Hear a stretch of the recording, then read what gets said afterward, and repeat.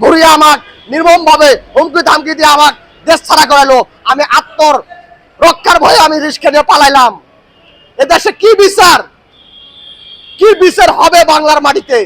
আমরা বিগত যে 1971 সাল থেকে পাই নাই, এখনো মনে হয় জনগণ আমরা পাবো না ইনশাল্লাহ। আসসালামু আলাইকুম। আমি আন্দোলন যারা করে শুরু থাকি যারা করেছে আর শুরু থাকি যারা দাবি দিয়েছে তাদের উপর একটা ইনভেস্ট আছে, যে ইনভেস্টের মাধ্যমে বাংলাদেশের যে আন্দোলন আর দাবিগুলো দেখতেছি, যে সাধারণ মানুষের ভোগান্তি, আমাদের রিস্কের ড্রাইভার ঘন্টার পর ঘন্টা চলে যায়, কিন্তু আমরা কিছু বুঝতেছি না বাংলাদেশের এই দাবিগুলো পূর্ণ করতেছে কে? আর জনগণের যে ভোগান্তি, অ্যাম্বুলেন্স, ফায়ার সার্ভিস, বিভিন্ন গাড়ি ঘোড়া, অফিস আদালত, এদের যে ভোগান্তি, এদের দায় কে দিব?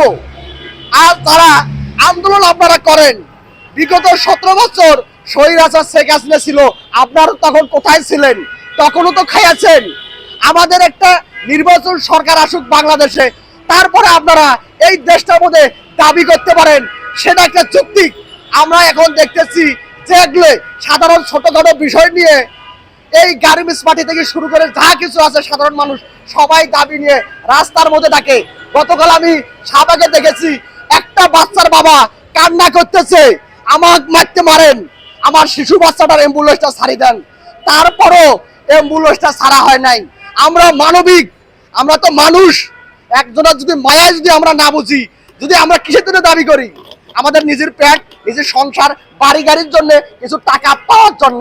যদি একটা শিশু বাচ্চার জন্য বাবা জীবন দেওয়ার জন্য মেডিকেলে যাওয়ার জন্য পথ না পায়, আমরা কোন মানবাধিকারে এই বাংলাদেশে যে জনগণ আছে আমরা কেমনে বাঁচতে চাই? একটা রিকোয়েস্ট পাই না আমরা কোনো মানুষের কাছে।